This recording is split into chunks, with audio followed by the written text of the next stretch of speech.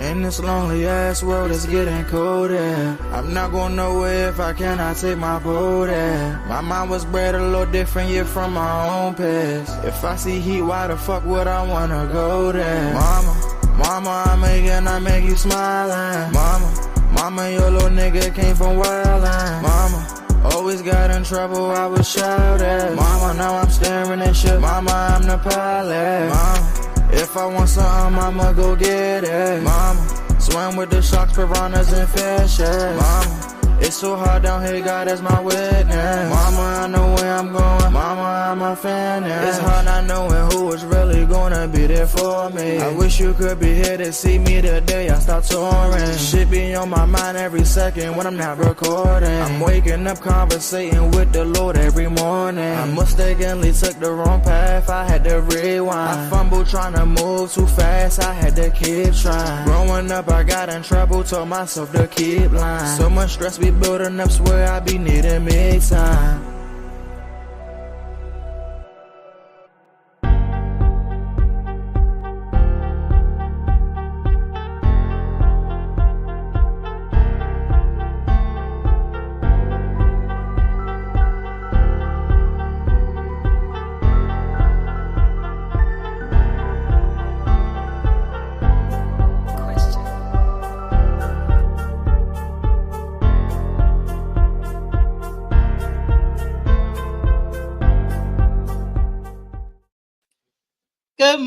Good morning to the DMV and the rest of the world. This is a girl, Reese, a.k.a. the best that ever did it, a.k.a. that we are in the house today. Yes, we are in the building today. Hey, it's Tall Tale Thursday, y'all. Boom. And we got some stories for y'all and all that good stuff.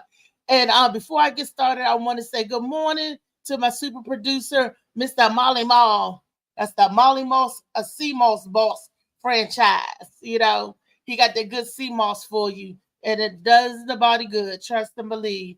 CMOS is a good thing, a good natural way to help with inflammation and boost your immune system and other things that's going on in the body, the good body. As we enter these winter months, and everybody know that it's cold and all this stuff going around, you got to keep your immune system tight. So whatever you get, you can shake it off. All right. All right. And with that being said, the Beast is the first one in the house. What's up, Mr. Beast Man? Good morning. Good morning. How you doing today? I am good. I am excellent. How you feeling? I'm good. I had a pretty relaxed day here at work, so I was like, all right, I'm going to hop on and hang out with you for a little while. Call it my lunch break so my boss won't get mad at me. I hear that. I know that's right. All righty. We got some videos for y'all set up. Soon as Molly set up the video, we're going to get into it because the video, Kiani told me, you always talking about stuff that happened years ago. Yeah, but the stuff that happened 2-3 years ago are still irrelevant now because maybe that now is finally getting judgment. Maybe it's still going on. So he said, what's going on in the news today? Talk about something today. So I got a topic today. And this just happened yesterday. So, good morning, stepdaddy Lee in the building. I wanted to talk about, what's going on. Okay, I see Molly got the first video set up for y'all. And we're going to dive right into it. We ain't going to waste some time. Molly.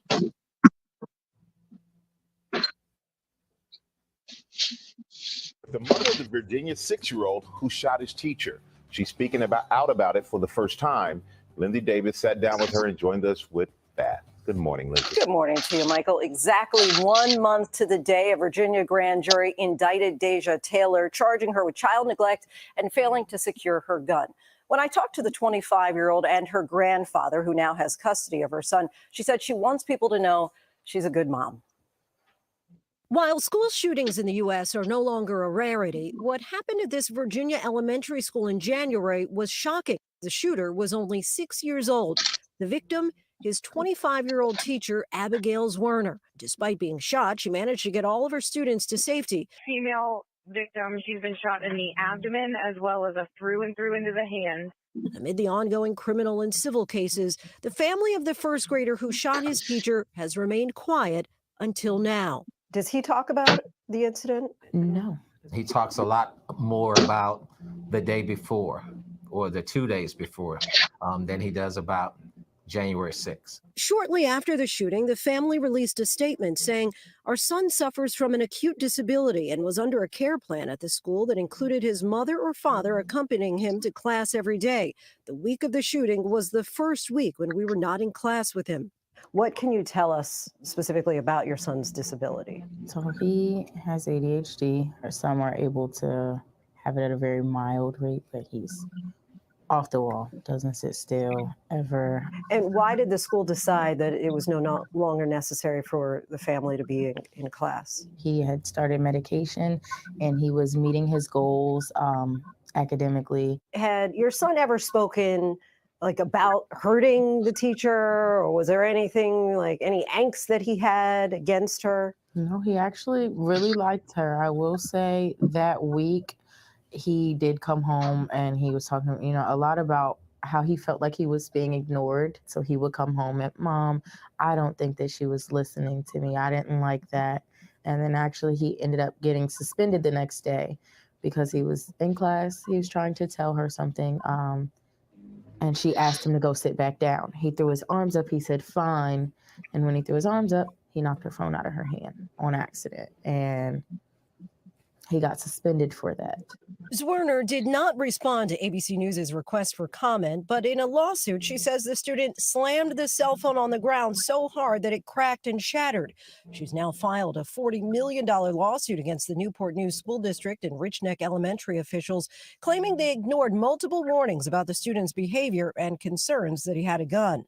According to the suit, the child had a history of random violence and that he attacked students and teachers alike, both in and out of school. Is that description accurate? Whether it is or it isn't, the school enrolled him in September, knowing all of the past behaviors. The school district released a statement to ABC News saying it cannot release information about a student's educational record. And last month, the district filed to dismiss Zwerner's suit, arguing her injuries fall under workers' compensation. The gun used in the shooting was legally purchased by Taylor. She says it was kept locked away. Her attorney would not say how the 6-year-old got it. How did your son access the gun? Nobody knows. No one knows. Let me just ask this, and I'll direct it to you, Jimmy. Is it that no one has asked him how he got it, or you're just not ready to reveal how he got it? We're not ready to discuss that at this point. Yes, people have talked to him about that. And I don't know that any adult knows exactly how he got the gun. Was the gun locked somewhere? It was locked somewhere. Mm-hmm. In April, Taylor was charged with a felony count of child neglect and a misdemeanor count of recklessly leaving a firearm as to endanger a child. Her trial is set. Okay. Now, folks, that's right up there with the alley, right up there in the alley what we were talking about in the DMV, the kids going out here doing all of this wild stuff. Should their parents be held accountable for that? See, now this lady going on getting charged for her 6-year-old because they say they can't lock up the 6-year-old, but you can get that 6-year-old help. They was already getting the 6-year-old help. The 6-year-old needed to be in a special school. A special school meaning that's what I said, special school for he seemed like he had a learning disability. I mean, fighting, maybe he couldn't read, or maybe he's seeing things backwards. Maybe we don't know why the boy is violent like that. They had to do some investigating on that, and he needed to be in a special class, not in a regular class with everybody else. And then as soon as they stop, they say, okay, he better, then this happens. What do you think, Dad? Because you got a couple of kids in school and stuff. What do you think? Should you be responsible for what your child do? A 6-year-old getting possession of your gun, yes, you should be responsible. That's how I feel. I'm just going to put it that way. I am a gun owner. I have multiple guns in my house. I do gun education with my kids, not at 6, but a 6-year-old, you should have your gun. Nowadays, they have so many different ways of locking up your gun that a 6-year-old should not be able to get into. You know, mine is thumbprint, and I don't use keys because people can get keys. It's thumbprint and codes. So I don't understand. That part of the story is one thing, but yes, you should definitely have some type of something should be done to you personally if you somehow let your 6-year-old get your gun and then take it to school and shoot somebody. I mean, that's gun responsibility. You have to be responsible for your firearm if you're going to possess and own one. I mean, that's one of the big things that they teach you in the class. So, I mean, and if you know that your 6-year-old is rambunctious like that he may go. I mean, it's just I don't know. It's hard. It's a sad situation, but I do feel that you as a gun owner definitely should take responsibility for that. If your 6-year-old takes your firearm and injures somebody, there should be some type of responsibility to that gun owner, So that's just my opinion on that part right there. Now, as far as going to jail for my kid or whatever the case may be, I'm not going to jail for my kid, but I mean that the responsibility on this particular story goes to the mom. It goes to the parent. Because there's no way that kid should have access to, a 6-year-old should have access to your firearm. So that's just my opinion. Okay. Lee, what do you think?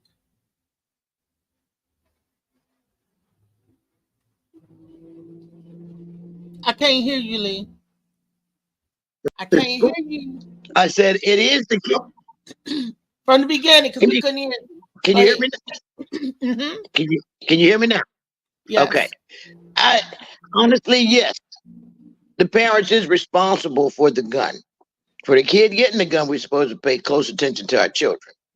But if the school put the parent in the situation where this kid is bad, now they put him in program. Okay, this is what's got to happen. First thing, this kid gets to the school without his parents, knowing that this parent's supposed to be there. They should have automatically contacted the parents and say, "Hey, what's going on?" You don't know when that kid left. This kid is Lee. This was the first week, and I heard it. They said that they relaxed that, and the parents didn't have to accommodate him no more because he was doing good and he was doing what he was supposed to, taking his meds. So now it's on it. Well, we can't take it out of the house. Really, it's kind of hard to take it out of the house. But they've inserted themselves into our homes. If I had kids, they've inserted themselves. So now it's not just my responsibility; it's the kids. It goes back to the village. But now you're gonna lock this woman away for this incident that you said, okay, it's fine, bring them on in, and then something happens. Now you want to lock the kid away. Kid is 6 years old. I mean, not even looking at it in a biblical way, but also this kid is not responsible for what he does at the age of 6. I don't care if you do get your taste buds at the age of 3 days. I don't care. But I look at Ritter, 18 years old. His parents bought him a gun. He went 2 states at the age of 17, 18 years old and shot up people, and the parents are still, nothing has happened to him. But this black woman is going to jail for 21 months. It goes back to the laws. We still are going to be prosecuted for whatever we do. I said our children when everybody else is gone. If you can afford a $500, $600 gun, $1,200 gun, it means the law is above you. Yeah. All right. Louisa, what do you think? Good morning, Phoenix. Hey.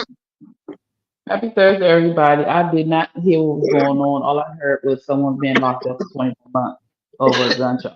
So I'm not sure what's going on. We're talking about the story of the 6-year-old boy that shot the teacher. Oh, okay. Yeah, the mother's getting locked up over marijuana. Well, let's watch Part 2. Molly, you got part 2 of that video up? The sentencing?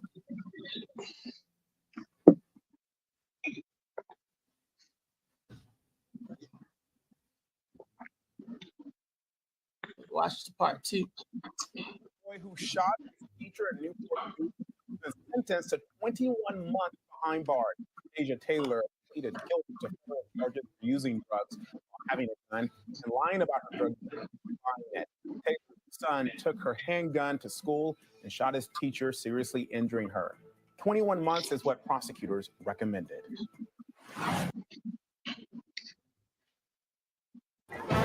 Steve is great. Meets his deadlines, keeps his plants alive. And Mia, super smart. Andre's amazing. He's never missed an email.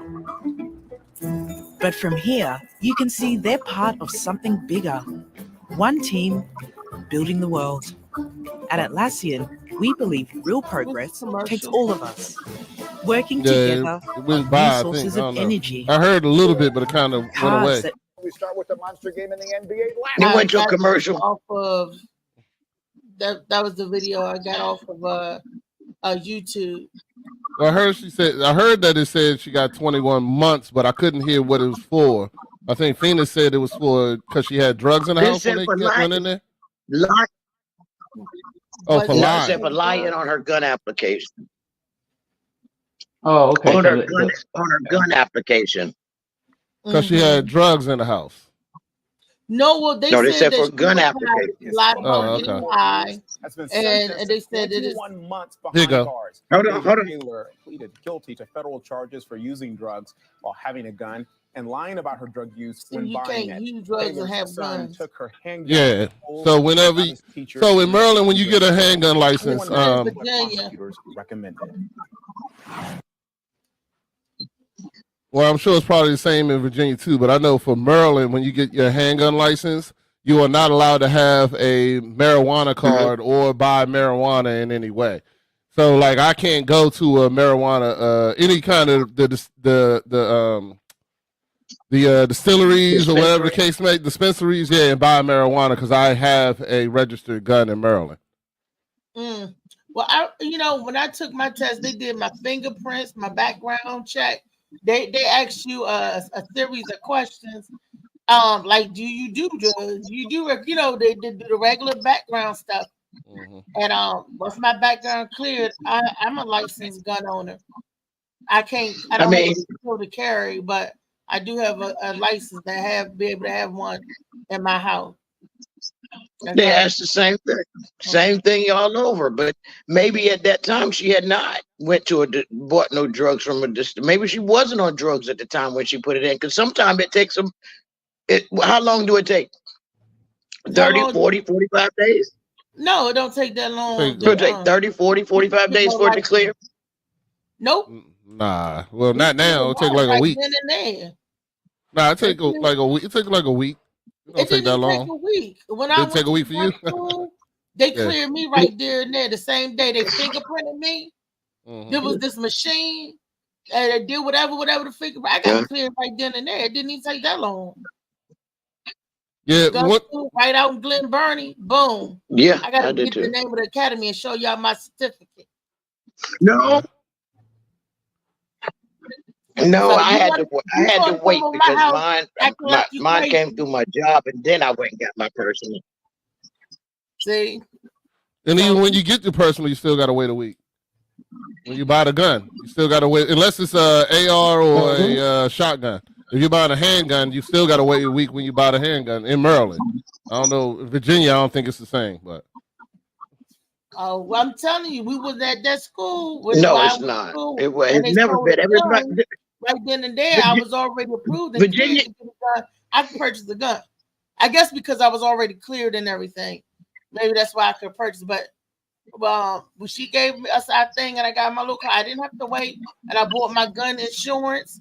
There's actually insurance you could buy, y'all, that protects you if you accidentally shoot somebody or if you get mad and go out here and shoot somebody. This gun, did y'all know this insurance to protect you? Yeah, I So did. every angry person that got a gun need to go out there and get some gun insurance like that. Yeah, I mean, especially if everybody you should using a have gun for your insurance job. already. Anyways, I mean, you got insurance on your driver. It's like You got insurance on your $20 a driver's month. license. That way, if you driving someone else's car, you know that, right? You can have insurance on your driver's license, and you drive someone. No, I'm saying you can have insurance. That's on your vehicle, but you can have insurance on your driver's license. Say, like myself, I can't drive. I don't have a vehicle right now, not with me. But if I was to drive someone else's car, it would cover their car. So if I had an accident. So how does that go through regular car insurance? You go through regular car insurance for that? You can, yes. Driving license insurance, yeah. I don't know, but call State Farm. Well, I'm with State Farm. But Louisa, I'm gonna ask you a question. So, do you think they gave that lady 21 months? I'm gonna start with Louisa. They gave that lady 21 months because her son did what he did, and now the son is in the care of the grandfather. Do you agree with that sentences? Do you agree that 21 months is long enough or short enough? And do you agree with the fact that the teacher tried to sue the school for $40 million? Do you agree with that? Suing the school. I'm surprised she sued this. Oh, is this the child that the school knew had the gun? Yeah, I mean, when I knew had the gun, Yeah. They didn't know the child had the gun. No, this is the child that came to school. It's the 6-year-old in Virginia that shot his teacher. But they knew the child had a behavior problem. Yeah, but that's not the school's fault. That's not on the school as far as a behavior problem. That's why they gave her workers' I don't comp. think. Yeah, I don't think they should have They sued dropped the that school. and gave her workers' comp. She could have sued the parents or something, but the mother being locked up. Okay, so when it comes to our children, we are responsible for our children and their behaviors. And it doesn't matter how much you push and do all that other stuff, regardless of how good of a parent you are. If your child is out here doing stuff and you may not even know they're doing it, they hold you accountable for their behaviors. So he's 6. She is responsible for the fact that he got a hold of that gun. 100%. I think because they couldn't get her on the gun charge or whatever, they want to get her on the drugs. Which, if you like you said, if you have a handgun or you have a gun, you're not allowed to have it. So, and I think that's kind of iffy, especially if it's marijuana, because marijuana is not one of the drugs that it's not like coke or something like that. I don't know. I'm kind of iffy on that, but Because they had to find a way to get her. Look, Weezy. Molly said this. It don't make sense. You can buy alcohol and own 100 guns. Make it make sense. Exactly. I don't know why they try to demonize marijuana. They try to demonize marijuana. Well, marijuana is one of the only herbs it's not only the only one, but marijuana is an herb that can cause healing within the body. It can cause pain. You can eat it, and you don't necessarily have to smoke it, but it gives you healing properties, holistic properties. And so they try to ban that. But again, alcohol has more adverse effect on a person mentally than cannabis does. So I don't understand why they're trying to do that. Well, alcohol still is not the same as marijuana, but if you have a concealed carry license, you are not allowed to be drunk at any time. Not with your pistol on you. If you're found drunk with your pistol on you and you have a concealed carry license, you will be arrested and charged. Okay, but this is not even about being the. I got you. This is about owning a gun. On marijuana, and I think that anybody with a cannabis license should be still able to own a gun, whatever. Because what's more poisonous than cigarettes and alcohol? But you still can own a gun. And I believe that they should charge the lady for not properly having her gun away from the child, because, anything can happen anytime. The boy could have shot her like some little boys do. If you want to be a gun owner, you're going to be responsible. Be responsible enough to protect your child and the people in the house and have that gun away from a 6-year-old. How did that 6-year-old? Yeah. She probably didn't even have it in a lockbox or nothing. She probably just had it in her drawer. I'm pretty sure a lot of us, let's be honest, a lot of us gun owners, quote unquote, black and white, don't put the stuff in the lockbox like we supposed to, like real police officers do. We put that in the drawer and say, what? Don't touch it. Don't and come on, let's be real. My granddaddy had shotguns and stuff in the house all the time, always had a gun, and he told us all, don't touch it. And guess what, y'all? We didn't touch it. We wasn't messing around. We wasn't that curious. Yeah, but it's a lot different now. On top of the fact that you know what now, children are taught, white children are taught how to shoot and how to do this when they're really young. And I don't know if she taught this little boy. Yeah, country. Yeah, they are. But I don't know if he was taught, because how do you know how to unlock it or take the safety off and stuff like that? But then again, you can always look that stuff up or watch it on the video. Slicky said that the little boy should do the 21 months. I don't know if he should do, I don't think he should do 21 months, but I think he should do something where he has to go and do something where he understands what he did. I don't think he should be locked away. He's a child. But again, he needs therapy. He needs something, because why would you do that? What makes you do that? It's something there. And the mother, I think he should be locked up for some time. He should know what it's like, that this is what happened to bad people. Even if it's for a couple of weeks, he should feel the exact same things that happened. But he's not mentally capable of fully understanding that. That's what I say. He needs to have something where he can go and be taught and explain and show, this is what you did. The consequences is this, and look, you know, and Felicia said, good morning, everyone. I feel the mother is fully responsible for the security of their weapon. Yes, if you have a weapon, it is your job to properly put up and lock away your weapons. Louisa, let me ask you a question. Well, even though how bad that boy is, he know what he like and he know what he don't like, right? So I will put him in jail and say, this is what happened to people that go to jail. Do you like this or you don't like it? If you don't like it, you come in and act right. But if you like it, you know, we can leave you in here.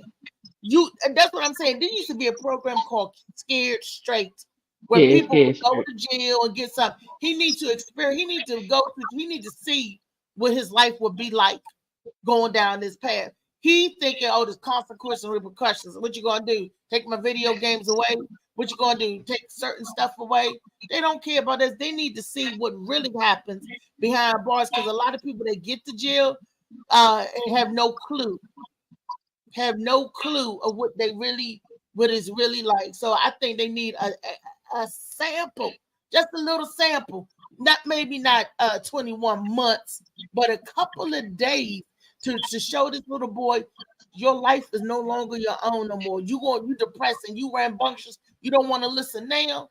This is where you end up, son. But Molly said, "Oh, I'm sorry. Go ahead." Go ahead. Nah, I was just gonna say I don't agree. I don't think. Once again, I'm an advocate. A 6-year-old, he's not going to understand it, and even the best thing that you can do is get him counseling, get him with somebody that can talk to him, guide him, and help him with whatever illness that he has. Because they said that they had to come to school for him last year every day, so he had something else is underlying wrong with this child, and that's what you have to really work on. Opposed to putting him in jail is not going to help that. You have to get that taken care of. But the bigger issue is that the mom did not have the weapon secured, that he was actually able to take it completely to school without you noticing. And if you have it locked up, you don't have it locked up. And for him to even, there's got to be a lot more there than just what they said, because all we're getting is a snapshot. Because you're supposed to have a loaded gun, right? How did the boy load the gun? It was definitely loaded. So, I mean, yeah. So, either way, that's 100% the parent's responsibility. In my eyes, that kid is not responsible at all. He is responsible somewhat, but not nearly as much as the parent should be responsible for that situation, that particular situation. He should have some You type know. of punishment too, because Yeah, they said that he it's was ridiculous. bad. He was fighting the other kids, fighting the teacher. He already had an attitude problem. That's why remember weeks prior before he knocked the teacher's phone out of her hand and broke it and shattered it. That's why he was suspended, had to come back with the parents and all that stuff. You know, this boy have a history of being a little badass. I seen little Well, spoiled. you don't. Children don't start like that. So Exactly. there are things that happen that transition. It might not even been the mother. It could have been somebody around him. You know, they like I said, and like I don't even know your name. I'm sorry. You got the beast. Rodney is my name. Yeah, Rodney or the Beast one. Yeah, this is my. Like Rodney. I apologize. Like Rodney said, he needs therapy, and he has anger issues. It's something there, and something. Because why would you want to bring a gun to school? What makes you want to bring a gun to school? They said they gave him therapy. That he was like no, he need more. He need more. And I blame the school system. The boy needed to be in a special class.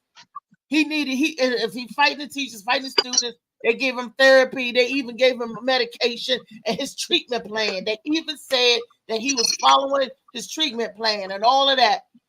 Why didn't they have him in a well, I guess don't matter in a special class or not. Right. The boy said he felt like the teacher was ignoring him. The boy don't talk about the day that incident happened. He talks up to the day before and around it. They say he don't talk about the day that this went on. So it's probably oblivious to the little kid, you know, because he sees so much stuff. He don't know. He probably blinked out. He said that his teacher was ignoring him. He felt like his teacher was ignoring him. Okay, so yeah, but it's premeditated because he went through a lot of steps to bring that gun. It ain't wasn't like he just found the gun outside and went outside and shot him. He actually took the steps to take it from his parents, bring it all the way to school, and then deliberately shoot it. That's meditate. He thought about that the whole time. Yeah, That's not he a. said he did, and he told the teacher he was going to do. I'm gonna kill you. I'm gonna shoot you. Come back. I'm gonna kill you. I'm gonna shoot you. You don't take a threat of a 6-year-old. We laugh it off. All of us do. A 6-year-old. You know, you thinking like, well, this 6-year-old. He said he gonna kill me. That the shot went through the hand and the abdomen. So clearly the teacher was, oh no, and the bullet, boom, boom, shot her and the abdomen. I'm pretty, you know, it's something to take serious. Counseling, special teaching, and the little boy also needs to be punished. I don't care what y'all say. He should have been homeschooled. If after all that medication, parents coming to school every day, he should have been homeschooled. They should have made it where he had to stay home and had to been under extensive therapeutic services, because that's serious. He has anger issues and an entitlement issue. Apparently, he feels like the teacher ignoring him at 6 years old. The teacher ignoring him is cause for him to go take somebody's life or false shooting because he's that angry. He should have been put out of school. You know, he should have been homeschooled. You know. Louisa, can you read what they're saying? And good morning, Kiani. I see you. After Louisa, read what the people are saying. Molly said, Slicky said, no, Molly said the boy 12 now. I think her arrest is for something separate. No, the boy is 6. It's just Slicky said, no, give the son. Okay, he said, no, give the son 21 months, make him know what he did. Molly said they found another reason to lock her up because it was her fault. I already read that. Molly said, that boy a future killer, keep eyes on him at all times. He has a mental illness, and he was so bad the parents had to attend school with him. Slicky said, nah, I got put out of scared. He got put out the scared straight focus. Slicky, what? Terrible. Felicia said, first of all, something had to happen for him to want to bring a gun to school. She said it has to be a reason. He said the teacher was ignoring him, and they said he was complaining that he felt like the teacher was ignoring him, and he told the teacher, I'm gonna kill you, I'm gonna bring my gun to school, I'm gonna shoot you, and I'm gonna kill you. He already told her that's what happened. He got mad at the teacher. Okay. But hey, question. Question. Can I ask a question? Yeah. Okay. Well, I mean, I understand we're focused on what happened to the kid, and that's the most important thing. I've had some trauma in my family that had a situation where a minor did something to an adult, and everybody went out after the kid, saying that the kid was wrong. The kid was wrong, not realizing that even in certain situations, say the parent did have the gun and she had it locked or put away and hadn't seen it in months, hadn't even paid any attention that this kid had even been playing with it. He had probably didn't take it and put it somewhere she didn't even realize where it was. And all of a sudden he's using it for a toy, finds all the rest of it, and she's still thinking that it's locked away, not even checking for it. Okay, so now he takes his play gun, he's gonna shoot her. But he know it's real. Mom just ain't seen it in a while because she didn't need it. You don't know if that's the scenario either. But at the same time, this is a 6-year-old, and they're trying to put this woman in jail because she smoked some weed or had some weed. It wasn't drugs. It was weed. Something that would put her to sleep and make her forget where the gun was. Okay? Now, you got Ritter. Yesterday for 21 months. So then 21 months. That's still a lot. You got Ritter parents who bought him a gun, a high-powered killing gun, a gun that supposed to kill things with. And he goes 2 states, and he is an adult. The mama drive him 2 states. How about that? The mama. There you go. And they get no time. No time. We are always made an example, and we always look at not say everyone looks at the wrong. We look the other way. We're focused on the wrong thing. Okay, the right thing is we need to get the kid some help. That's number one. He don't need to be at home with the grandparents because he can push the grandparents down the damn steps, and then that's another life. All right, get him some help. That's institutionalized. Show mama the proper way in doing things and knowing how to get it done. And somebody need to elect him and put him somewhere where he can get some proper training in how to kill people later, because that's what the fuck he's gonna be, is a killer. Military school, they have him. Keanu, that's what they put him. Put his ass in military school, because undoubtedly he, at the age of 6, that man was here when they bombed Hiroshima or something. But that motherfucker, he can kill. At 6, he should be able to use a gun with a musket. Well, first of all, we know he was very upset. Well, Lee, he was very upset. He's 6 years old. We know she was Caucasian, and we know he took the gun to school because she was basically bullying him. You ask me, we know she wasn't paying attention to him. We know she wasn't listening to him. And at home, I don't know what was going on at home, but this is an example at home again. She ain't paying attention to the kid, what's going on at home, what's going on at school, you know what I'm saying? Because he's frustrated, he mad enough to bring the gun and shoot. That means, he was really upset. So he was really upset, but you already know that the kid got ADD. You know this kid got issues, okay? But you're gonna blame the parent? What about this grown-ass white boy that the parent drove across state line and he goes shoot people? They didn't get no time. All the parents didn't get no time. All those Caucasian kids. But she did. None of them got in trouble. None of them. I mean, go back to the. That's what I'm saying. To the Unabomber and all the rest of the people. Nobody. And the underwear bomber too. Accountable. Yeah, but that's why they use marijuana, because they wanted to lock her up. So that's my point. I'm looking at it at a whole different view. That kid need help and the parent need help, but the parent that's stupid. That's the dumbest. They need to, if they lock her up, they need to go get Ritter's parents and everybody else's. The teacher need to be held accountable, because what triggered him? What did you say to him or do to him? Or you ain't been paying attention to him? You ain't giving no attention. What's been going on? Why is he mad at you? Look, the teacher got her punishment by getting shot. She went through enough, but I'm so glad that they kicked her $40 million claim out. And yes, they kicked it out. She tried to sue for $40 million. Okay. They was like, nope, you get workers' comp. That's what workers' comp is for. You can't sue the school system or whatever, But I do want to read some of these other with the stuff that people say. Louisa, read the other Okay, some hold more on one comments second. came in. And I Okay, so back down there up. there's some good Yes, a comments. lot of comments that came. Molly said he had a friend that grew up. He's in jail for murder now. He was smart but mental. Had the best parents. He's only 6. He's not processing therapy like an adult. Katina says it always go back to the parent. If the parents' responsibility to get the children the help they need. Right. Felicia said this is a 6-year-old who. Flicky said the boy was a born killer. Felicia said something is wrong with that little boy. Katina said a 6-year-old does not know the consequences of their actions, right? Coco Renee McFarland said they don't do that in schools nowadays. They mix the special education students with normal kids. That's the issue nowadays. I feel like if they are that bad, they need to have these kids watched at all times. Felicia said, well, kids are seeing adults kill each other, so he's doing what he learns. Yep. Coco said, go ahead. Go ahead.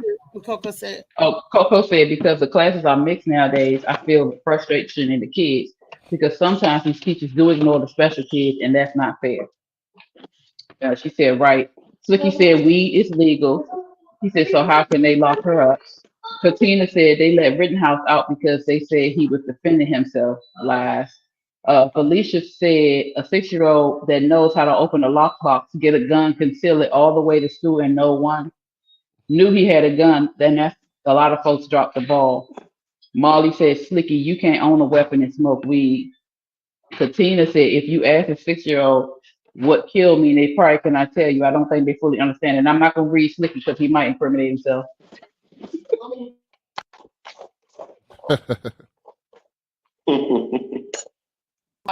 He shouldn't be having no guns or weed, but he got both. So, so y'all stay away from Slicky if you don't want to get shot up.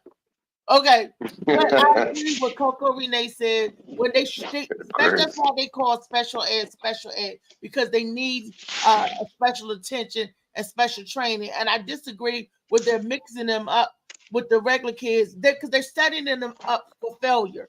They're setting them up for failure because ain't no way that a special ed kid is going to be able to be productive, good in a normal class. No, that's not true. I mean, I think if you got special educational needs and your teacher is not focused on that and just teaching the normal class like normal class, you are going to be left behind. Don't tell me. I got that part, but some people with dyslexia, you're going to need help. You is not going to be able to thrive in the regular because the teacher is not going to have time to give you your special attention that you need. She got 30, 40 kids. And they mixing them up. Why would you mix special ed up with the regular class anyway? Well, some people think they are normal. I mean, some parents think their kid normal. I mean, you know that. I mean, some people say, ain't no wrong with little Johnny. You know that. That's just come on. I mean, no. They know what special ed was special ed. They used to come. They used to. No. We used to have reading groups. They give us tests, and you on different levels, right? You may excel in math, but you may read slowly. So they had the teacher's assistant will come and take all the people in a certain reading group. We had Gateway, we had the Beacon reading group, whatever reading group. You're right, but listen to this. They said the people that make C's and D's is the one are millionaires. I mean, you know, that's what they say. You know, they always say that. Yes, school is not working on you when you go to the hospital. C's and D, listen, because you can't say that. The reason the grades are not always reflective of the education or the intelligence of the child. And these children learn different. We all learn different. Some things were harder for us, some things were easier. But if you put this kid in a setting where they expect you to learn everything the same way, there is going to be frustration. There's going to be people not learning. They're going to feel like they're behind. If you take these kids and allow them or have a small setting, they're able to thrive because they're able to learn in the way that they can learn without being left behind. Again, they are setting the children up for failure. That's right. When we were in school, we didn't have 30-some kids per class and just one teacher. We didn't have all of that. And our parents may have been more involved. some of them, but we had somebody, grandma, auntie, grandpa, somebody that was able to take a little bit more time with us. Nowadays, the parents have to work more than usual, or they got to do something, or they're dealing with their own problems that they refuse to just deal with. It's a lot more now. You would think as technologically advanced as we are, that we would be better. No, we're worse. And the kids are feeling the effects are falling on them. Yeah, it's our responsibility. And regardless of the school's supposed to have some responsibility, but at the end of the day, these are our children. And we have to get them the help that they need. We have to be the ones to do it. And this little boy needed some help. He needed help. I agree with you. My son had a plan. He had some educational issues. He had seizures when he was a baby, and they always said that the doctor said when he was having seizures that as he grew up, he would have a struggle.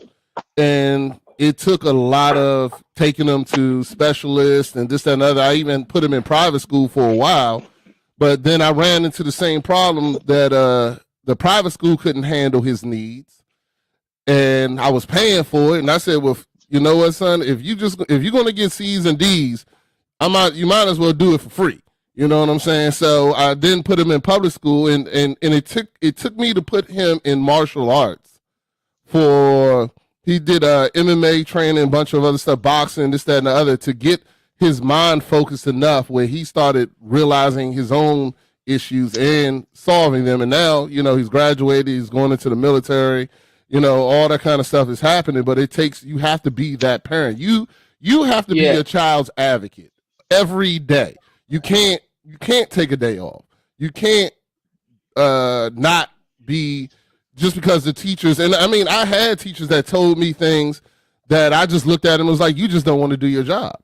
So, I'm good. I'm good with that. Okay, I'm okay. Because once I realize that you just don't want to do your job, then I know I need to take my child somewhere else.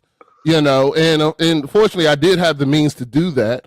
But eventually, when I put him back in public schools, he got into high school, he eventually had the capability of realizing that he had this deficiency and how to overcome it. Because at a 6-year-old's age, they're not able to understand how to overcome it. You know what I'm saying? They're not able to understand that. And even me, myself personally, I've shared this on my show. I'm dyslexic. And when I was in high school and in middle school especially, I was in a special ed class. And actually it was 4th grade, I was in a special ed class because they said my reading was terrible, but nobody back then understood dyslexia. And it took me to middle school. I remember middle school, 8th grade, 7th grade, I stayed back a year. And 8th grade, I started realizing that this was my issue, that I had to actually read things ahead of time. I had to go to school. I had to do things. And then by the time I got in high school, I had a 3.0. I was playing football. I was doing everything that I needed to do because I realized by then in high school, I realized my own issue. I realized that when I read things, it wasn't making sense in my brain. So I have to read things 2 or 3 times. Now I go to my job, and even I'm open with my job. I tell them, when they gave me this big ass book I had to read, I looked right at it. I said, I just want to let you know I'm dyslexic. It will take me longer. And then, there was times we had meetings where they wanted me to read something on a board or some crap like that. And I told them every time, I was like, look, if you want me to do this, I have to do it my way. I can't do it reading a teleprompter. You know what I'm saying? Or reading what you want me to read up there. You have to give me the material in advance, and then I have to say it in my own words. I can't read, because if you have me try to read this, I can do it now as an adult. I'm a lot better at it, but I still make mistakes. You know what I'm saying? I still make mistakes because of it. So, and I've had to share it with my kids and be open with it and all that kind of stuff too. But when you have those type of things, I got in fights. 7th grade, I hit a teacher. I hit a teacher with a desk because I was frustrated because I had a lot of issues. I didn't understand them. I did all kinds of stuff lashing out because of my own disability, and I didn't understand it. So that's what I'm saying about you got to get this kid help. Like, because he has a disability, he doesn't understand it, so he's lashing out because of it. Now, I never went I never went to the extreme of getting a gun, but I'm saying, you know, that's the truth of the matter. So that's all I got to say.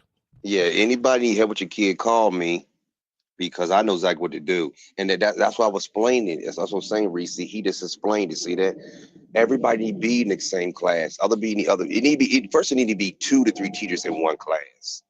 That's another thing too. The teaching is off.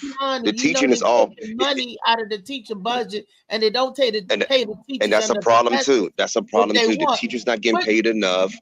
Everything is janky. So busy putting our money in other countries, putting it elsewhere instead of here. They need to pay the teachers more, the doctors more, and everything else, because we need to help over here.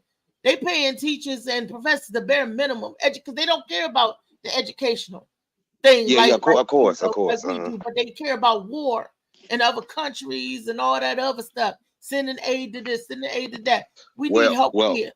My mom did foster care. We're gonna send us aid. My mom did foster care, so I seen, like I said, I seen crack babies, heroin. I seen all the kids, and let me tell you, when they left out the house, they sure did thank me, man. Big or little, small, everything, because they was like, Kiana, you showed it. Yeah, the whole point is love, embracing the love and just paying attention. You know what I'm saying? And a whole bunch of learning. I told you, we gonna do affirmations, and then we gonna do Jesus scriptures. So you hang up with Kiani. If you slow, you'll get fast. If you fast, you'll get faster. So that's how it roll with me. Different children need different things. I have a cousin. He's my older cousin. How old is but anyway, my grandmother said when he was a baby, just months old, he jumped out of the bed and in the middle of the floor. And this dude was in trouble with the law every day. No matter what they did, they whooped him. He put him in Boys Village. He ran away from home. They bring him back. Could nobody do nothing with him. I remember as a little girl, he came and stayed with us. My granddaddy took his pants and said that was the only thing that kept him from running away. Took his pants and said, if you want to run away, run. He didn't run away. He didn't run away. I guess we got to look around for different tactics. Different children adhere to different things. And I love my cousin. They said that he was bad. He was mischief. This dude knew how to fight. My cousin had everybody on our block. He come to visit from DC, had everybody on our block in Palmer Park scared. Even the bigger dudes, they didn't mess with him because they knew he was treacherous. You can ask anybody in my family. I ain't lying on this cousin. This cousin was wild. Can I the child? So how is he now? He in jail. Oh, okay. He been in jail all of his natural life, just about. For what? What'd he do? He can't stay out of trouble. He got the street life. He's a thug, smuggler, a thief, a drug dealer. He's some of everything, but he's a good person. Ain't that wild? But because he's in survival mode. A lot of stuff he's saying he shouldn't have seen. Okay, and that child went in survival mode. He was one of them little kids that. I'm gonna give you an example. His grandmother, he got on the phone and told his mama, you better come and get me for I hurt grandma. You gonna tell her, come and get you for you hurt her mother. You better come and get me for I hurt your mother. Now what little child gonna say that? He has an issue. Issue. And I'm gonna say a couple things. Ronald, I really appreciate your vulnerability and sharing the story about your son as well as yourself. It's not easy for adults to share that side of them. And the thing is, again, like I said, children have different ways of learning. You're dyslexic, which means your brain translates or flips the words or flips the letters, and you have to take a little bit longer. But that doesn't mean that there's something wrong with you or your brain. And so that's why I said the grades don't mean anything. Some kids have test anxiety. Some kids get anxiety. Let me tell you about my kids. There has never been an academic issue with my children. It was behavior because there was a lot of things going on at home we're divorced now, but while we were married, and then afterwards I had family with me and they want nothing but chaos and drama. So, that was being displayed within their behaviors. But if you sit down with them, man, their teachers, every teacher, oh my God, your child is so smart. My son, my youngest son, he can sit and give you all the answers, but he doesn't like to write. They don't like taking tests. My youngest daughter and like my youngest and my third child, anytime they have to take a test, they get nervous. So the grades are not always reflective of how intelligent they are, which is why they need to change the system, because most of the time now, schooling is all about tests. It's tests. You got to practice for this test. You got to get it for this test. You got to do it for this test. And every time they ask, like the parent-teacher conferences, or they do the PTA meetings and stuff like that, my thing is y'all need to switch back to teaching the children and allowing the children to learn while playing, and stop trying to get them prepared for these tests. The tests are not life, but they make all these children take these different tests. The children are under a lot more stress than we were when we were younger. So we have to pay more attention and we have to pour more into them because they're under so much stress and anxiety. Why are there so many tests for elementary school students? Every time I turn around, they're testing these kids.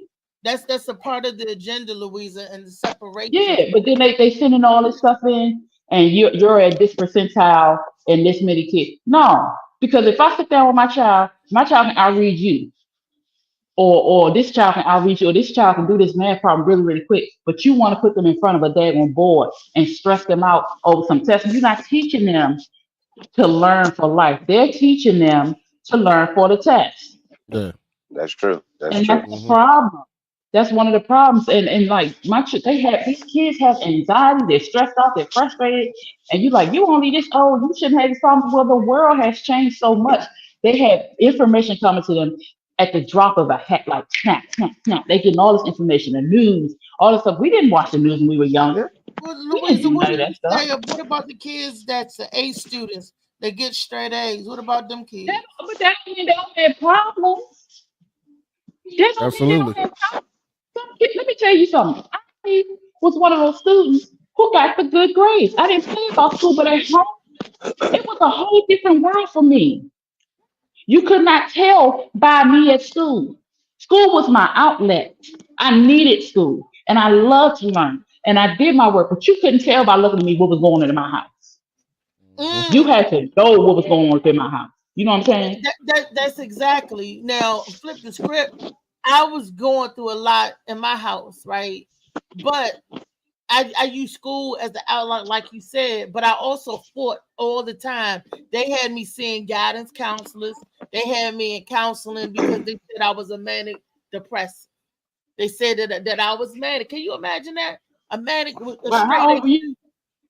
Oh, I was 13 on up, 12, 13 on up. I guess it started at the age of 10. Maybe. I had so much turmoil and fighting going on in my house. And exactly, it affects you. It did. And I determined, and I was trying to get attention from my mother. I was straight A student. I was set up for upper Brown programs. They wanted to skip me I had so much in front of me that was, taken away. And I was mad about it. So I went to school and I fought the bullies. Because I was like, it's not fair. And I was always a stickler of, I don't like unfairness. If somebody's getting bullied or picked, that would be my chance to leash out and lash out. Because I couldn't, beat the people up at home. I couldn't, take it home. So if I saw a bully, somebody bullying or somebody picking with you, I would jump right on them. They'd be like, you ain't got nothing to do with this out there. I'm like, I got something to do with it now. High school was a very different creature for me. I did a lot of stuff. And I loved school. I love learning. I like fighting. I learned, then I fought. That's the upper bound. and I had anger. And guess what? They said I had anger issues. Isn't that funny? That's funny, right? Because y'all see but again, that's what I'm saying. We go back to the 6-year-old child. he has issues. He has He needs help. issues. Get him help. And the mama need help. Exactly. He needs help. The parents need help. We keep forgetting. And a lot of times, one thing about trauma, Mama it might definitely not needs even. help. Yeah. One thing about Kayako. Hello. Sorry, y'all.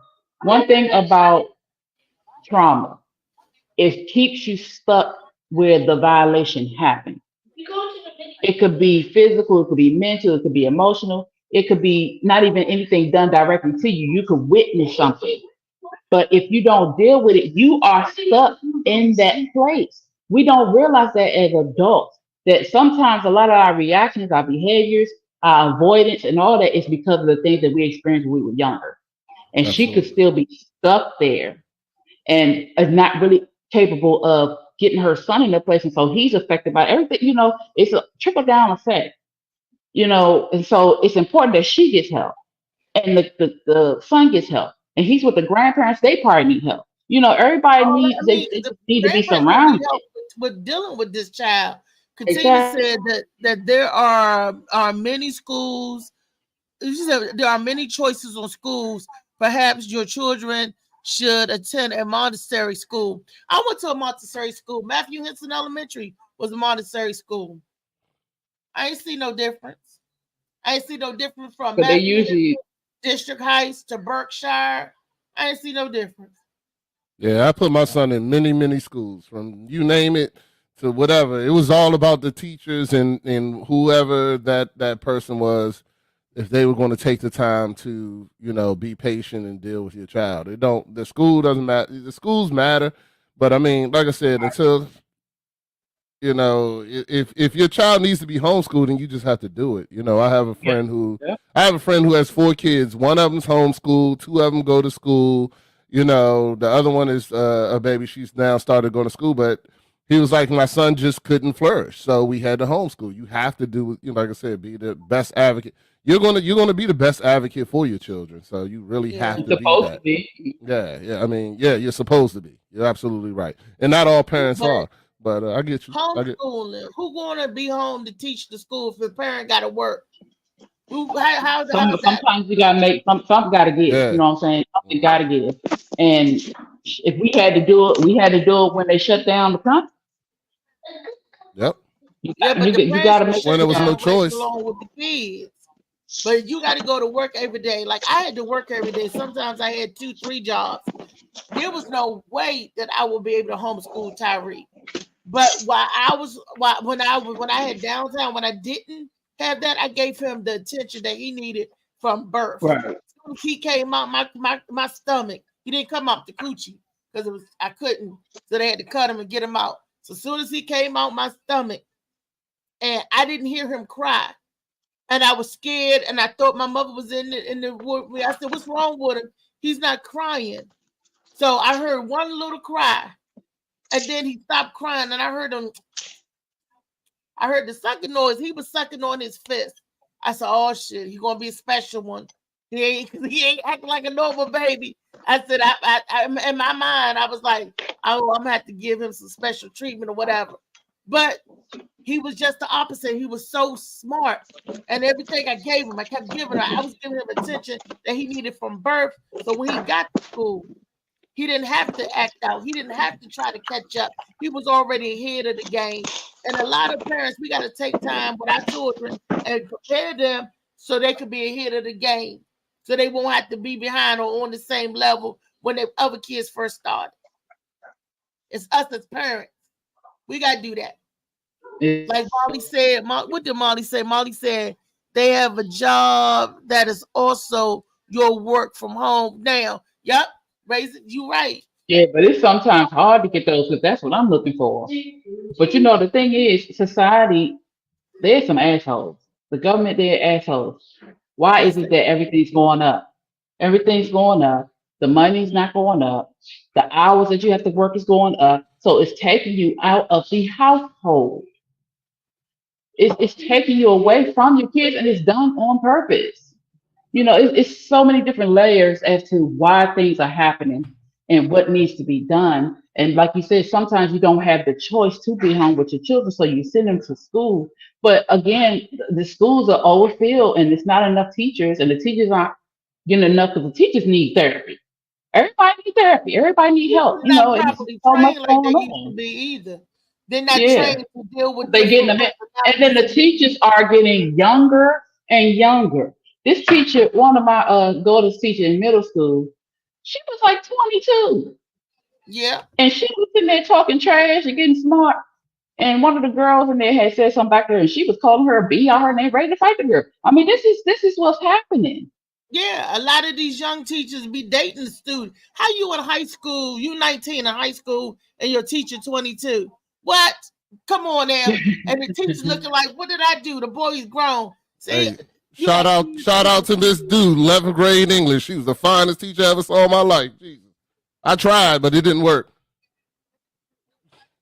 Well, we didn't have no teachers in. I tried. I ain't gonna lie. I gave it a good effort. I know a lot of them that it did work on. Would you say there's a lot of fine teachers?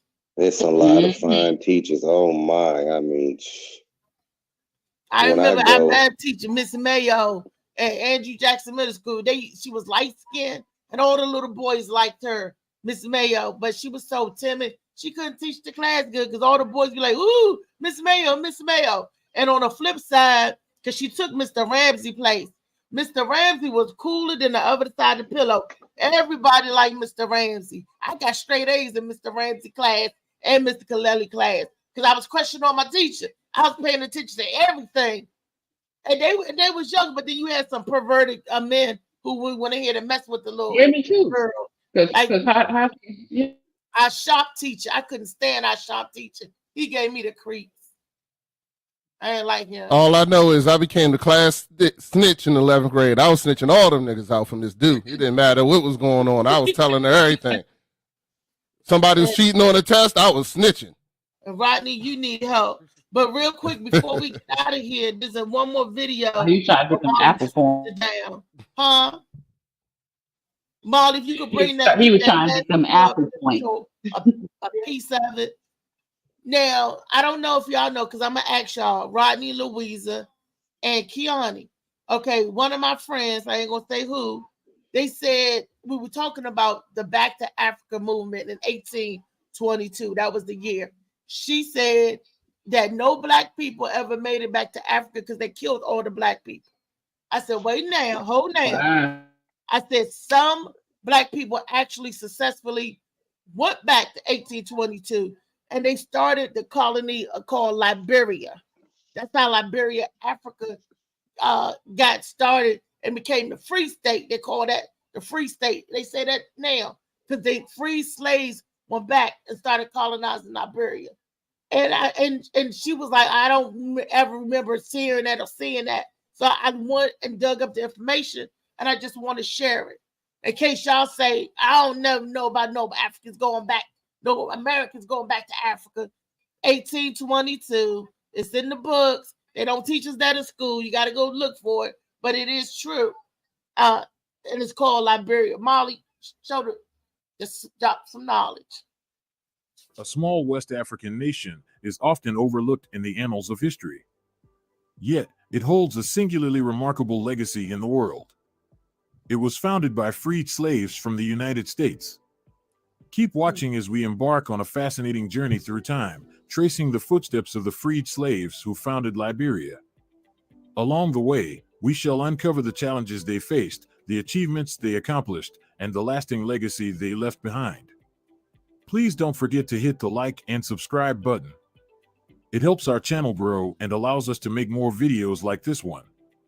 The seeds of Liberia's founding were sown in the early 19th century when the American Colonization Society was established in the United States.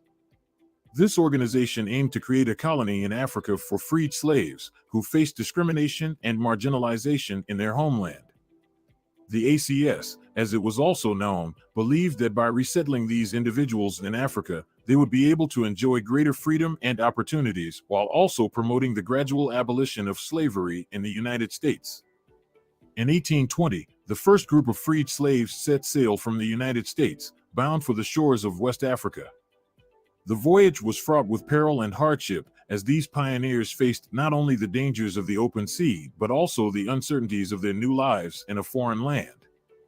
By 1847, some 300 black settler families from the United States had set up an independent republic. For more than 100 years, from 1877 to 1980, Liberia was governed under a one-party system in which the same party, the True Whig Party, controlled by the same elite group, held office continuously, dispensing patronage, deciding on public appointments, and retaining a monopoly on power, a record equaled by no other political party anywhere in the world. Elections were nevertheless taken seriously, if only to determine which family emerged on top. Namely, the Barclays, the Kings, or the Tubmans.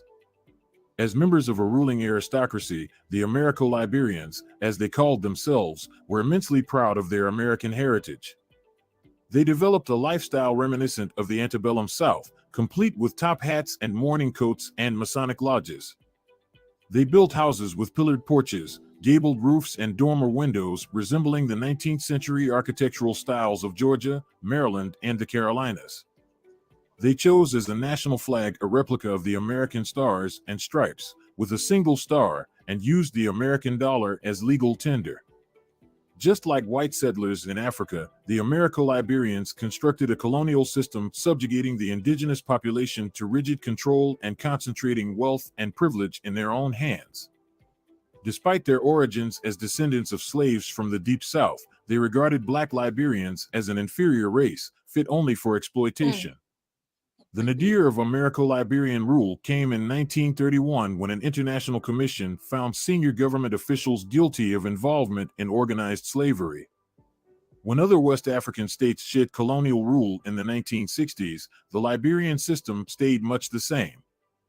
Liberian law stipulated that only property owners were entitled to the vote, so the vast majority of indigenous Africans were effectively left without one.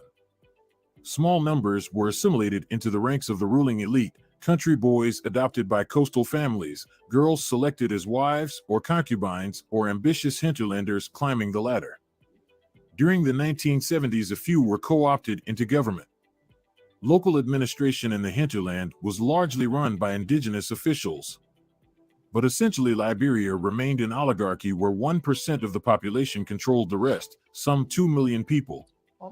The last of the line of Americo-Liberian presidents was William Tolbert, the grandson of freed South Carolina slaves who had served as vice president for 20 years.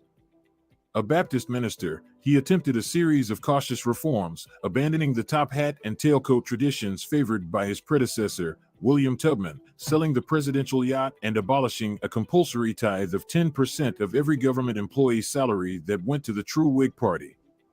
But much of Tolbert's efforts were also devoted to amassing a personal fortune and promoting the interests of family members in the traditional manner. One brother was appointed Minister of Finance, another was chosen a President of the Senate, a son-in-law served as Minister of Defense, other relatives filled posts as ministers, ambassadors, and presidential aides. Economic development in the 1960s and 1970s helped underpin the system, as well as provide new opportunities for the elite's self-enrichment. The mainstay of the economy had initially been rubber. In 1926, the Firestone Tire and Rubber Company leased 1 million acres for 99 years at 6 cents an acre to meet the American demand for car tires. Today, the Firestone plantation remains one of the largest rubber plantations in the world. But iron ore exports from massive, high-grade deposits in the Bomi Hills then overtook rubber as the major source of foreign investment and government income. By 1970, Firestone and the Liberian Iron Mining Company were providing the government with 50% of greatly increased revenues. A third source of income came from registration fees from the world's largest ghost fleet of ships. Liberia possessed only 2 ships of its own, but allowed more than 2,500 vessels plying the seas to fly Liberia's flag of convenience without the bother of inspection for a suitable fee. Liberia's economic advances, however, served only to highlight the growing disparity between the ostentatious lifestyle of the rich elite and the overwhelming majority of impoverished tribal Africans. In 1979, Okay, y'all can go back and finish watching the rest. We'll share the link with y'all that's interested. But I wanted to bring that up because they were saying that there was no black people that went back to Africa, and I was like, it was. Even though it was a lot of them, they killed and tricked and put on a boat that didn't make it. Some of them did actually make it, and then Liberia, that's what's formed. But then when they got over there, they tried to treat the indigenous people just like American people treated us. You the same color.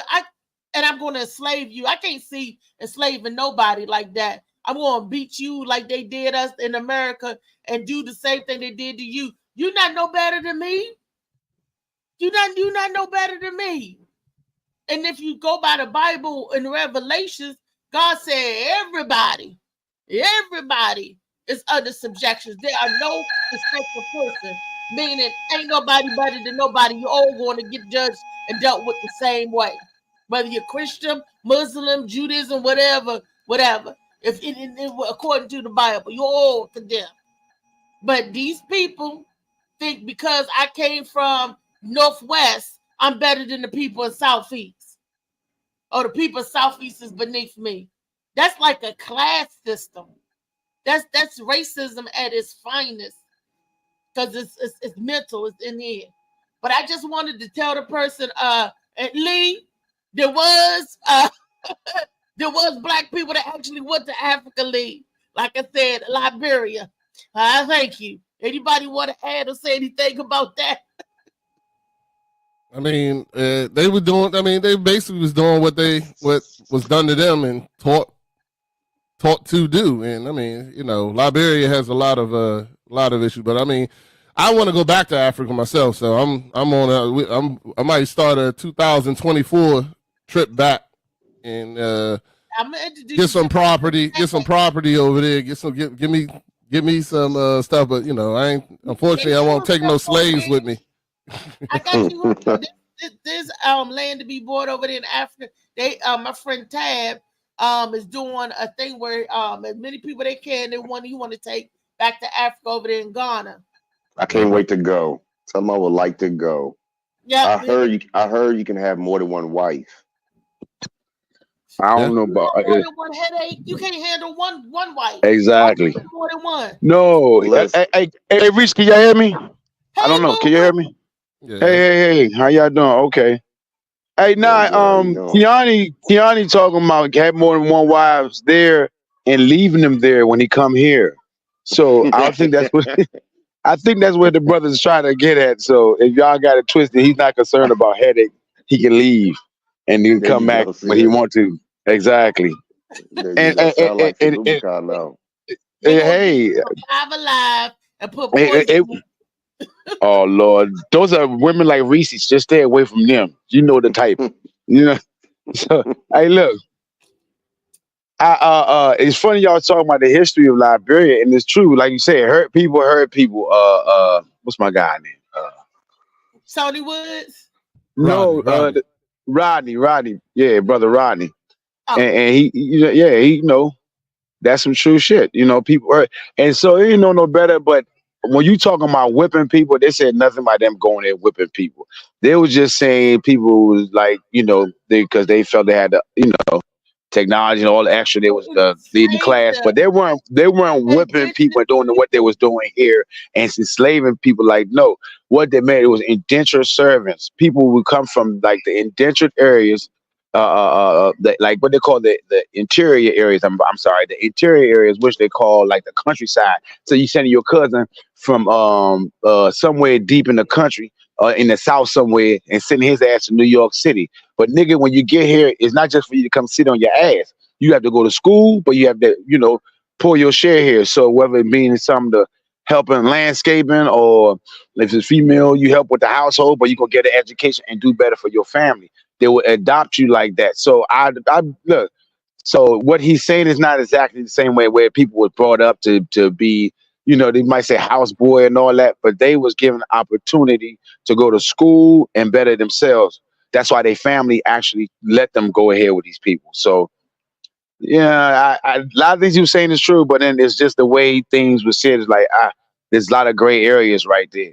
Nobody was taken in, kidnapped middle of the night, and taken away from their family to go stay in the city area to be with another family to be as a lackey. That's not the case.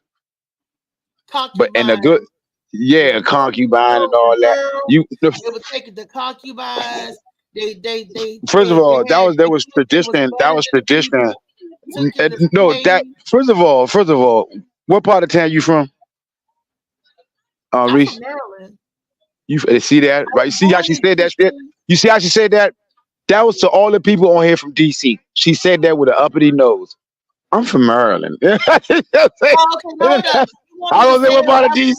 You said that real uppity. It's like, I'm from Maryland. Like, oh, like, don't stop. Right. You see what I'm saying? So if you was running shit over here, of course, you have us DC peasants doing something, low menial. Born in Northwest, okay? Right there, Children's Hospital. Hospital, which is now Freeman. Howard University Hospital. Get a boo, So we get moved to Palmer Park. I'm from the home of Sugar Ray Leonard. Yes, that's right. I'm from Maryland, okay? I'm from Landover, Hyattsville, Largo area. All of that. Dodge Park, Seat Pleasant, all of that. I'm from all over, okay? And I lived in the office with my cousins right across in Northwest, right across from Section Quarters. And I'm well traveled and versed. Okay, but keep it real, Reese. Keep it real. Yeah. You still feel better. You still feel you're better than people from Southeast. No, I feel that I'm better than everybody because I'm the best that ever did it. Oh, okay. Author of this here book. See, I'd have been. I got the audio for y'all. Boom, boom, boom. I was listening to it last night. I was like, damn, listening to the stories and laughing to myself. I said, I forgot I wrote that shit. You got an audio book now? It's audio there, yes. But you're not doing the voice? Where you get that from? Where you get that at, Reese? You're gonna be able to get it on Amazon. My publisher is working on putting it on there now. But what I'm saying, the audio part is finished. And it tripped me out because each chapter is different lengths. Like, I don't know how I was writing it. Like, some chapters is 9 minutes. Some chapters is 14, 15 minutes. And then there's one chapter that's 24 whole minutes. I was like, damn, I listened to that all night long. And I'm laughing because, it's caused the memory. Have you ever wrote something or did something and forgot you did it? Yeah. Something else take over. Right. So, and I was like, who are they getting to do the voiceover for you? For your book? Who's doing your voice? Your voice? Who read it was the publisher, Teelan Tate. She read it. Okay. I think you got like Queen Latifah or somebody to do it. Over a month to do it, the voice part, and then Tyree had to go through. Took him a year to go through to take out all the back noise and all of that stuff. So it was a long process because somebody had to read the book, and I was there doing the whole reading so I could tell her what to give emotion to, because they wanted me to read it, and I wanted to read my own story. It was like, read your own story, Reese, because I want to hear your voice. Yeah. So I thought you would do. I couldn't see it. So that's a problem. But I'd have been reading. In order to read, you have to be able to see. Like they have jobs. Like, you know what I mean? It'd be a long ass book if I was reading. Y'all saw how I was struggling the other day. Y'all saw me. Rodney, you saw me the other day struggling. Yes, ma'am. Rodney, that would have been, could you imagine all them pages? They was like, Reese got dyslexia too. Because David, she didn't say, and sometimes I transpose numbers sometimes, but I work on that like you did too, Rodney. I had to write each word 3 times learning. Nobody knows. Oh, nobody knows that. That was the secret. Nobody never knew that. My grandmother, who couldn't pronounce the words, helped me study. I studied with my grandma, y'all. She didn't know half them words, but I knew the words, and because she read it like it sounded out, it helped me get through it. And I would write each word 3 or 5 times, some word that I didn't know and everything. So yeah, and I used to stutter when I was a child. I had a speech impairment and I had problems learning. My uncle used to ask me, "Are you dumb?" He used to say, this word, because he would tease me. He would tell me. I'm sorry for laughing, but Don't sound funny though. Go ahead. And I was spell Because it citizen. sounds like from my uncle or something. But yeah, but I would spell the word and couldn't read it. That don't make sense. Oh. Do it. It's been how you learn. So yeah, it's been how you learn. So if you was taught on spelling everything, you know, you like K Solo, I just spelling everything. But when you see it, you recognize. Just how some people will read, but they can't hear what they read. They could definitely read the whole thing, but just can't comprehend. So it's all about how you teach yourself. So, and don't nobody know that about me. I had a trouble learning because you know why you don't know? Because I was an A student. I scored top of the Maryland functional test when I was in Forestville High School in Miss Gray class. They said the only student with the perfect score in the school, and they pronounced my name over the intercom. I was in the 9th grade then, and Joe Boone was like, "Out there," and I was shocked. I was like, "Who won? Who got what? A perfect?" I said, "I got a perfect score," and I was like, "Wow!" And it was in writing. I was always doing the essays and winning contests and writing, telling stories. That's how I escaped my pain and what I was going through at home through stories. That's all I'm saying. Everybody got a different outlet. Some people can dance real good. Some people can paint real good. Some people everybody got a talent. So writing and poetry and all that stuff, writing. Well, congratulations yet again, ma'am. Oh my goodness. And trust me. Yeah, congratulations on your audiobook. Yeah, let me know because I'll be the first person to buy it. I promise you. That's now you know why I haven't read the book. Look, you want and gave it to my wife. Now I'm ready to hear it. Yeah. So now you know and believe me, I'll be the first person to shit on you on the internet. So let me hear it. When I'm driving, all I do is listen to audiobooks because I struggle to read them, so I listen to them all the time. So I'll definitely be the first person to buy it. But thank you, and hopefully that'll help produce the next book because I'm having some hold up with revenues for the next book. I'm writing it and everything, but it's a process. So that's why I'm out here slinging these jokes, writing these jokes. I'm gonna be acting so I can continue doing what I'm doing, and that's bringing stories to you. What's the African word for storyteller? The groove. What is the Louisiana? The griot. The griot, yeah. I'll be the village degree. I'll tell everybody's story. If everybody got a story, I'll be like, "What's your story, Weezy? Let me write your story." Weezy write her own story. But for those of y'all who don't want to write, like to tell stories, embellish, you tell me the story, and I've been flipped to something else, but it still have the essence of your story there. They be like, "Damn, I didn't know Kiani did that." What, Kiani? But I'll write fictional books, but it will be based on true stuff. I'm just creating and wafting is something else. So y'all can tell I like certain stuff. I'm weird. I know I'm weird. I know I'm different. But difference is what makes what is weird? That's what people always say. I'm weird. What's weird?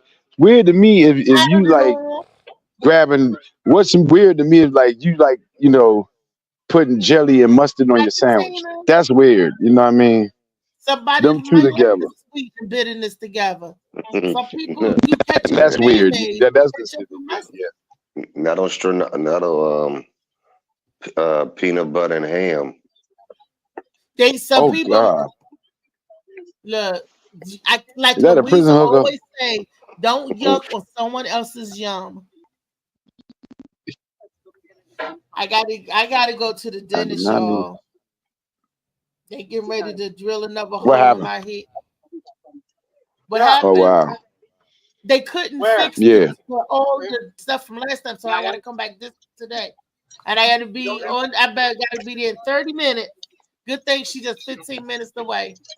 So yeah, cool. Thursday. Good, thank you. Hey, so today was Telltale Friday? Telltale Thursday. Thursday. Tomorrow is Freaky Friday where you can test and tell up. I want us to do for Freaky Friday. I want us to do a match. Like we get our listeners out there and get the panels involved and send them out on dates, or they don't even have to date. They can just talk to see, and come back. And, is that crazy? Freaky Friday, matchup Friday. Ain't nobody gonna That's be gay. cool. I'm already yeah, maxed people. up. Yeah, Yep, what y'all do? Well, we could send you someplace or go I someplace. am. Think how you like that? So you, Booba Cow, Louisa, everybody, and I'm already matched up too, y'all. Oh That's yeah. Uh-oh. JoJo finally came down there. I knew after that the other day y'all was talking. I knew JoJo was Texas finally sugar. gonna knock that dust off of it. I can't find it, Rodney. I can't find it because you must have lost your mind, and I'm looking around to see. Jojo been eating pineapple and watermelon grinds and shit. So yeah, he ready he ready to beat down the cow. He don't care like right now. Female silverback gorilla right now, he would attack. You know, See, that's I'm a female silverback gorilla. I'm one of the one that rampage. I already know. You know, JoJo couldn't handle this. He may think he can. Y'all would have to cut his name. The man eats watermelon grinds, brother. All right, blue, more blue. Yeah, I don't know. I think I want to find out what's going to happen. What with him out there? With him and out there? Yes. I don't know. What happened with me and you, Kiani? I told you out there. She's a known teaser out here, and I tell her stop doing that. She get there talking all this past all these young men out here, and then like I told her, one of these days she gonna be in the parking lot and somebody gonna whip out on her, and that'll be it. You know, that'll be it. Oh my gosh. I'm gonna save it Rita for might be the tomorrow. one doing the whipping.